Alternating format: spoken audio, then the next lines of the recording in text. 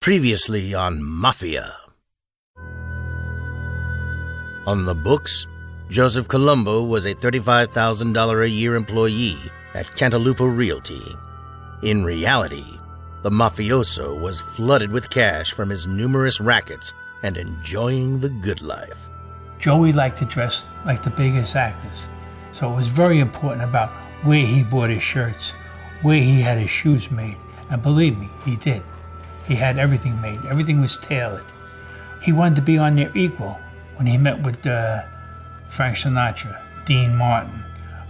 He knew they dressed meticulously, had great clothes, and he wanted to be right there, right alongside them, and he didn't want to look like a schlep. He wanted to be dressed to kill, just like them. Distress grew in the highest circles of the Mafia that law enforcement scrutiny would intensify because of Colombo's actions. The new bulls like Colombo. Colombo was the start of the Gotti era, where there would be nightclubbing and running around with pinky rings and a good-looking blonde in her arm and a whole routine. Colombo was the type of guy, he was the transition from the old world to the new world when it comes to the Mafia. He was the first guy who became flamboyant, i.e. the Italian-American Civil Rights League. That was unbelievably frowned upon by the old-line mobsters. And he gained even more attention when he used the growing civil rights movement as retaliation against the FBI. He in effect declared war on the FBI. This is Mafia.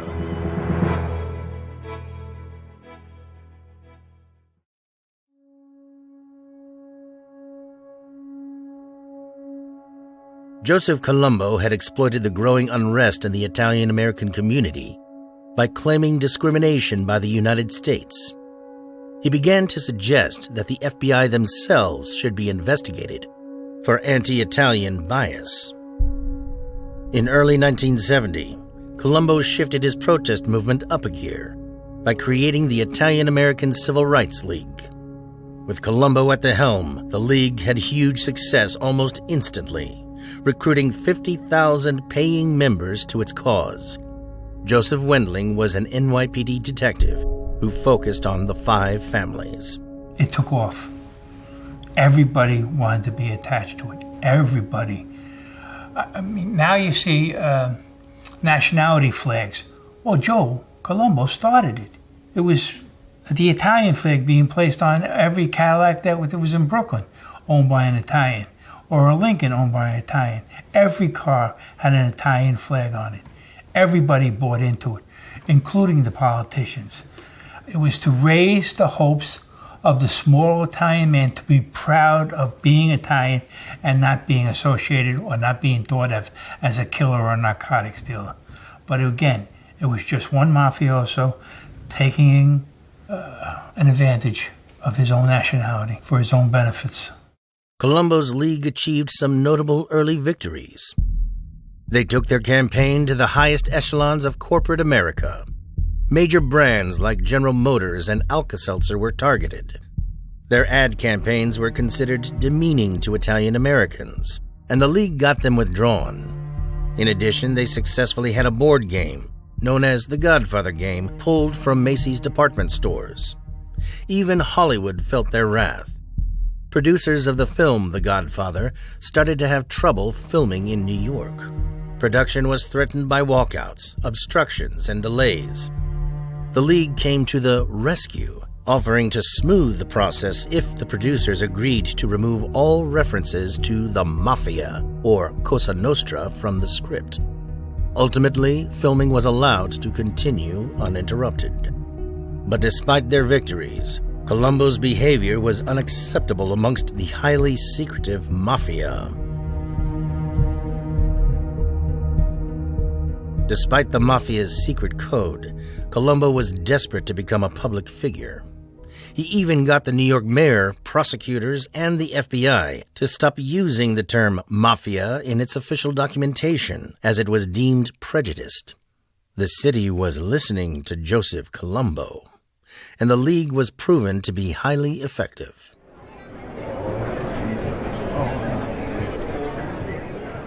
June 29, 1970. Colombo was ready for the League's showpiece. its first Italian-American Unity Day rally to be held in Columbus Circle in the heart of Manhattan. I was assigned to it as a young officer, and there was so much press and so many... the streets were just mobbed with people that were so proud of being Italian, and everybody wanted to get up on the dais to be standing next to Joe Colombo when he spoke of national pride and fellowship. Under the glare of news cameras, 50,000 people attended. New York's Little Italy was deserted.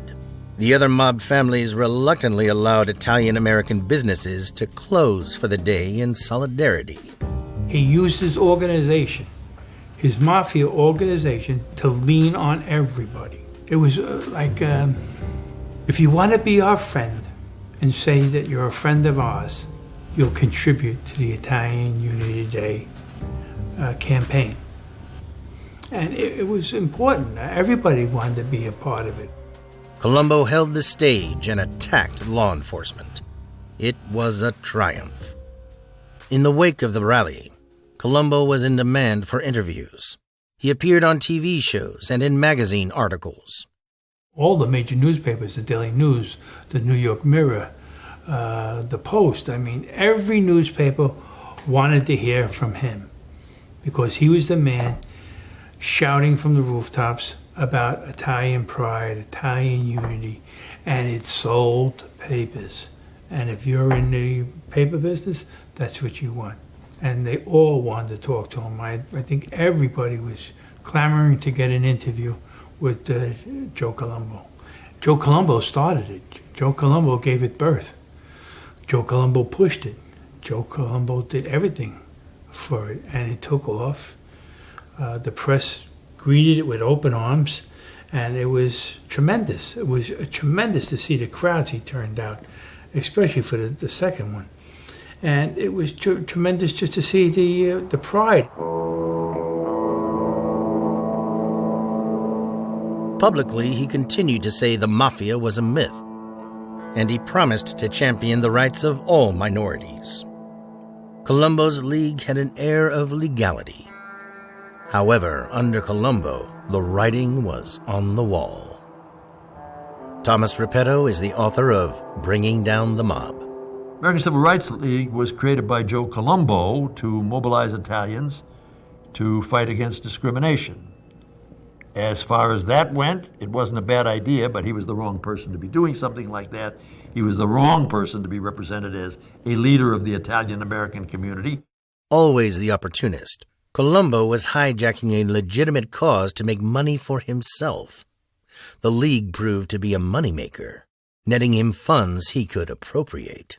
A very wise state senator here, who was an Italian-American, said, don't be fooled by Colombo. Colombo actually got the Department of Justice under John Mitchell and the state government under Governor Rockefeller to not use words like Cosa Nostra or Mafia. And as that senator said, we think we can eliminate devils by exorcising them from the English language. NYPD Detective Joe Coffey had suspected the whole thing was a scam and was given a tip-off about the Mafia meeting. Joe Colombo formed the Italian-American Civil Rights as a racket, as a scam to make money, period. And he used it for that purpose. He was shaking down store owners all over Italian neighborhoods, forcing them to put his sticker in a window. There was an Italian flag with a 1 on it, Italian-American Civil Rights League, and he actually was garnering receipts from that. That was an era when a lot of things were upside down in the 60s. Anybody could wave the civil rights banner. It was just a shield for his activities. Some people took him seriously. Most knew that he was not what he claimed to be. Colombo was creating jealousy and suspicion within the Mafia ranks and within his own family. His old mentor, Carlo Gambino, started to warn him that he was playing with fire. It was very dangerous. He was told not to. And he was told by Carlo, stop this. We don't want it. And no ands, ifs, or buts was taken. If you continue, you're going to pay a price. But Colombo was oblivious to any looming danger and thought that his success only warranted reward. One of the codes of the mob is don't make yourself a target. Don't make yourself to go out there and bring attention to you and to our operation, what they call our thing, Cosa Nostra. Now, Colombo brought attention that was unwanted. He figured he was bigger and better than the unit that he was working with, which was the Mafia. And he figured that he could be the capo di tutti capi, which means boss of all bosses.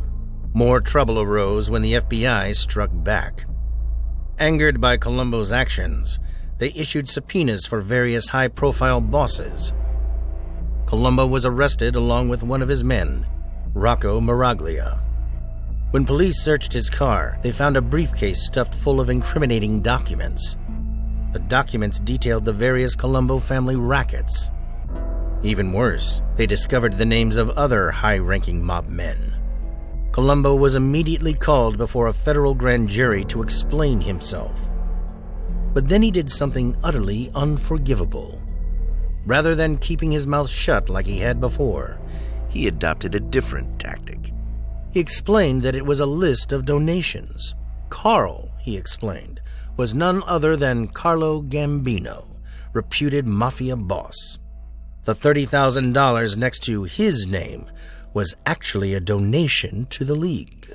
You know, you go to a pizzeria and you see a cup out, much like you see a Wounded Warriors program. Make a campaign to the Italian Unity Day parade. And you would. You would, because, you know, all right. Yeah, you got the bad shake on the deal. Everybody thinks you're killers. So I'll make a donation. That's what it was. And like I said, he started it, he created it, he pushed it. This was a bad move. The repercussions were immediate. The police department moved in on the Mafia. Federal strike forces combed the city. Even Carlo Gambino paid the price and was arrested. It was clear that Colombo's loose lips had got him into deep trouble with his former mentor and with the FBI. This incensed the old mafioso. They didn't want that. They wanted silence. They wanted to stay in the shadows. And Joe was bringing them out.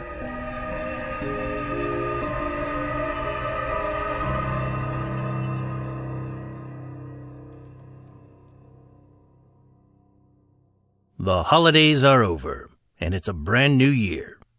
If you're thinking about the high-interest credit cards you used over the holidays and the bills that will be coming, here's an idea to ease your mind. Pay off your credit card balances and save with a credit card consolidation loan from Lightstream. Roll multiple credit card payments into just one payment at a lower fixed rate. Lightstream's credit card consolidation loans have rates as low as 5.95% APR with autopay. Much lower than the national average interest rate, over 20% APR. Plus, there are absolutely no fees, no application fees, no origination fees, no transaction fees, no prepayment penalties. You'll discover, as I did, the application is so quick and easy you can apply right from your phone. Lightstream believes that people with good credit deserve a better loan experience, and that's exactly what they deliver. Just for my listeners, apply now to get a special interest rate discount.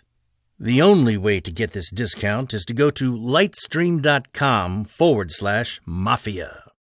lightstream.com/mafia. Subject to credit approval. Rate includes 0.50% autopay discount. Terms and conditions apply and offers are subject to change without notice. Visit lightstream.com/mafia for more information. Joseph Colombo's days were numbered. Despite the looming threat of the Mafia, Colombo decided he would roll out the League across America. He even booked Frank Sinatra for a fundraiser at Madison Square Garden. Politicians also joined the cause, including State Governor Nelson Rockefeller. This rally would seal his status as a civil rights activist and keep the forces of law and order at bay. Colombo's old nemesis, Crazy Joe Gallo, was watching events from prison with a critical eye. Joe Gallo was a real thug. I mean, who had the IQ of a mothball. I mean, that's how low he was. I'll give you an example of Joe Gallo's operation. They had a club on President Street in Brooklyn. And in the basement, they had a mountain lion that they used to intimidate victims, meaning gambling victims who owed them money or loan sharking victims. And if somebody didn't pay up, they'd just bring them to the club on President Street, open the door to the basement, and down at the bottom of the stairs would be this mountain lion, ready to, and they would do what they were told. That was the mentality of Joe Gallo. That is not a fantasy, that's a real thing. I witnessed it myself. Gallo and his brothers, Larry and Albert, were together known as the Gallo clan. The three of them had once tried to take over the Colombo family. In the 1960s, they led a bloody insurrection until Joe Colombo himself brokered a peace deal with Larry and Albert. Meanwhile, Crazy Joe was serving 7 to 14 years in state prison for attempting to extort money from a cafe owner. Now, Crazy Joe was itching to get back at old rival Colombo. There was a book written about the Gallo mob called The Gang That Couldn't Shoot Straight by Jimmy Breslin. Perfect depiction of these people, what morons they were. And they had a crew that were easily recognizable around the city. The bottom line is jealousy. Gallo wanted to be the boss of the family, Colombo was the boss of the family, and Gallo wanted to take him out. Simple as that. Gallo needed soldiers for his plan's Showdown, and he had a novel idea where to find them. Behind bars, he had made contacts and alliances with African-American gangsters from East Harlem. This was something no one in the Mafia had ever attempted. The two groups were traditionally enemies, but Gallo was ahead of his time. He saw that if the two groups worked together, they could be stronger. When he went away to prison, he formed a friendship with a number of African-American gangsters. And he proposed that they set up a black mafia with himself as advisor. It was actually taken to a vote, but lost among black gang leaders. So by him bringing the blacks in, it was his way of rebelling against the mafia bosses. When he goes to jail, he did big time for a thing that we put him away for, shaking down bars and restaurants in the 60s. He meets and he hangs out with nothing but black people in jail, and they would hobnob together. And he was a bit of a character. They used to call him Crazy Joe Gallo because he was legitimately crazy. And he befriended all these guys, and when he came out, and the time came we wanted to kill Joe Colombo, and he did it without sanction, he hired Jerome Johnson, a guy he met in jail, to whack Joe Colombo. In February 1971, Gallo was released after 9 years in prison. Publicly, he swore his Mafia days were over and he renounced his criminal past. But privately, it was business as usual. He was back on the streets, and for him, the peace deal between himself and Colombo was null and void. As far as he was concerned, the war had never been over. He was preparing for a counterattack. It was Columbus Day in the early 70s. They had a huge rally which attracted thousands and thousands of Italian Americans.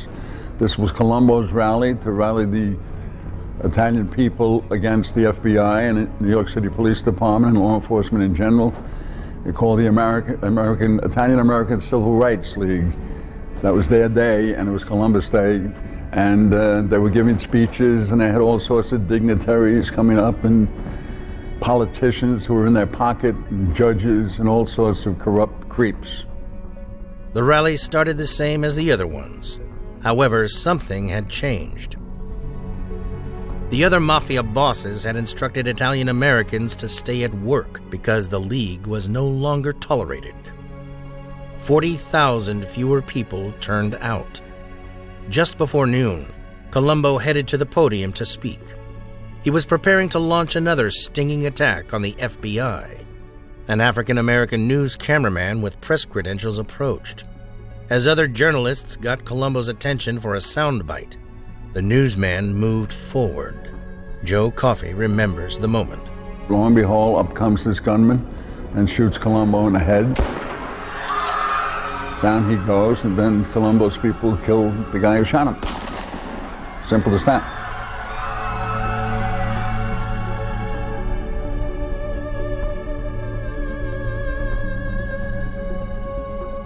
Now, we were a distance away taking pictures and doing intelligence work, taking plate numbers and observing who was there. And that's what we saw. Joe Colombo collapsed to the ground. He may have been in battle with the FBI, but he had failed to realize the civil war he had started amongst his own Mafia family. But Colombo wouldn't be the only person on the Mafia hit list that day. Little did he know an Italian had planned to kill him at that thing, and which he thought would never happen. So much so that he didn't have his bodyguards close to him. And the man that shot him was dead before he hit the floor. So there was actually 2 killings arranged that day. One to have Joe shot, and one to have the shooter killed. So nobody could get traced back to just one family. Joe Colombo was immediately rushed to the hospital, alive but comatose. Supporters were at a loss to explain what had happened. The hit on Colombo had been carried out by Jerome Johnson, a man from Harlem, but he was a very unlikely killer. He was a drifter and a petty criminal with a penchant for stalking girls on a nearby university campus. He had no record as a hitman for the mob. It was a curious discrepancy for New York's police department. What was puzzling was that someone must have told Johnson to undertake the hit and trained him. The question was, who? The link to Harlem pointed back to Crazy Joe Gallo. Reporters at the time linked Gallo with the hit, but for the police, this was merely conjecture. With Johnson now dead, it was hard to find out who had ordered the hit. First place, you're supposed to have permission of all the other bosses to kill a boss. That's just simple. But bosses can't allow bosses to be killed without the permission of the other bosses. Otherwise, none of them are safe. Many concluded that Gambino had to be behind the hit, that he sold it to the commission and paid Johnson to do his dirty work. The story that's favored by the police department on the Colombo hit is that it probably was either the Gallos or the Gambinos who did that. And that they hired the black man to do it because he could get up close to Colombo without attracting suspicion. I don't know if that's correct or not. But certainly I don't think there was much crying in the Gambino camp or the Gallo camp when Joe Colombo was so seriously wounded. He did have a mysterious background. Remember, Gallo had tried to make an alliance with black leaders, so some people saw Gallo and Johnson as somehow involved. Was Johnson simply sent there and set up as the hitman and somebody else fired the shot? Or did he in fact fire the shot and then was killed himself? Who knows? Who knows? Everybody has different stories about that sort of thing. But as so often happens with the Mafia, the events surrounding Colombo went unsolved. There was nothing to pin on Gambino. 11 months after Colombo's assassination, Colombo's family decided to take revenge on Gallo themselves. Crazy Joe was celebrating his 43rd birthday with family and friends at Umberto's Clam House in Manhattan's Little Italy. Unbeknownst to the group, 4 hitmen entered through the back door and opened fire. Gallo staggered to the front door, where he eventually stumbled into the street and collapsed. He would die later that day in the hospital. For the FBI and police investigators, the only explanation had to be Colombo family members out for revenge. Coincidentally, Detective Joe Coffey had spotted Gallo earlier in the evening. Joey Gallo himself was murdered on April 7th, 1972, in front of Umberto's Clam Bar on Mulberry Street, Manhattan. And he was killed by elements of the Colombo family. It was ordered by a guy named Joseph Iacovelli, Joe Yak. He was the capo in the Colombo family who ordered the hit. And it was carried out by a guy named Carmine DiBiase, whose nickname was Sonny Pinto, and a guy named, who was the other shooter? Gambino. But if Colombo's and Gallo's assassinations were supposed to bring stability back to the Mafia, They failed. It left both families leaderless and still at war. The Colombo family is now just a shadow of its former self. As of 2011, 125 of its members were arrested and imprisoned. As for Joseph Colombo, none of this mattered. He never recovered from that infamous day at the rally. He remained in a coma for 7 years. He died in 1978. He died a maverick godfather, a former killer who had dared to do things differently. But by taking on the Mafia rules and fighting the FBI at the same time, it was a battle he could never win. For a while, he got away with it. People who should have known better joined his committees. He was using civil rights as a shield. In my opinion, he was the fool. Joe Colombo was going against every tenet of the Mafia's credo. By being flamboyant, by being out in front, by establishing a group to oppose oppression of the Italian nationality. I mean, it was totally against all influence that the mob had through the years. I mean, it really caused them a major problem, and that's why he met his demise. Joseph Colombo's so-called Civil Rights League grew into a national phenomenon. But after his assassination, the movement virtually disappeared overnight. Colombo's first mistake and lasting mistake was forming the Italian-American Civil Rights League. It was the direct cause of his demise. It was the direct cause. If he wasn't shot and killed, he would have been absolutely ostracized by the rest of the mob. They had to kill him to get rid of him because he brought too much attention to the family, the Colombo family itself, and also the rest of the commission. He had to go, period.